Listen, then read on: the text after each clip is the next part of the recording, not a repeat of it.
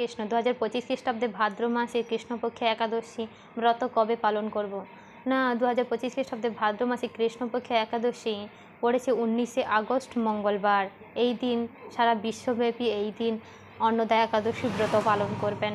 এই একাদশীর আগের দিন যারা আপনারা আমিষ আহার করেন অবশ্যই সেদিন সংযম পালন করবেন, আমিষ আহার বর্জন করবেন। আর রাতে অন্নপ্রসাদ বা রুটি প্রসাদ গ্রহণ করে 11টার মধ্যে অবশ্যই দন্ত মার্জন করে নেবেন। আর একাদশীর ক্ষেত্রে অবশ্যই রবি শস্য বর্জন করতে হবে, পঞ্চরবি শস্য বর্জন করতে হবে।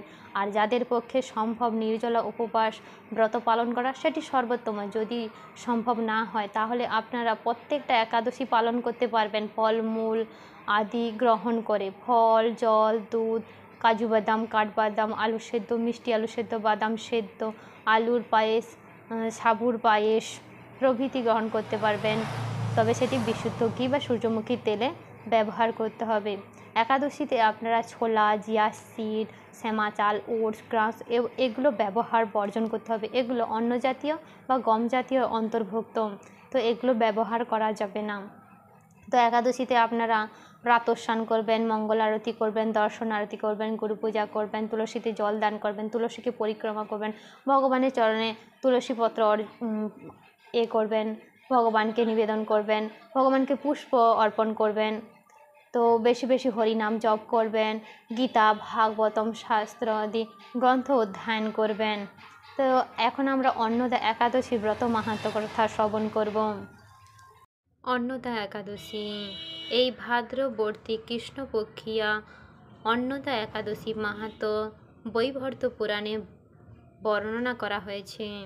মহারাজ যুধিষ্ঠির বললেন, হে কৃষ্ণ, ভাদ্র মাসের কৃষ্ণপক্ষের একাদশীর নাম কি তা শুনতে আমি অত্যন্ত আগ্রহী।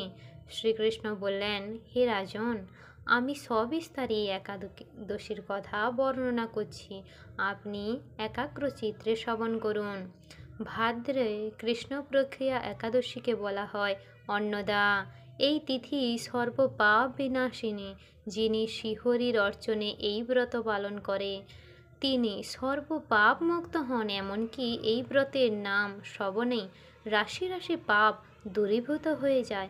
এই ব্রত প্রসঙ্গে একটি পৌরাণিক ইতিহাস রয়েছে। প্রাচীনকালে হরিশ্চন্দ্র নামে এক নিষ্ঠাপরায়ণ সত্যবিতা চক্রবর্তী রাজা ছিলেন। পূর্বে কর্মফল ও প্রতিজ্ঞতার সত্যতা রক্ষায় তিনি রাজভ্রষ্ট হন। অবস্থা এমন হলো যে তিনি নিজের স্ত্রী, পুত্র এবং অবশেষে নিজেকেও পর্যন্ত বিক্রি করতে বাধ্য হলেন।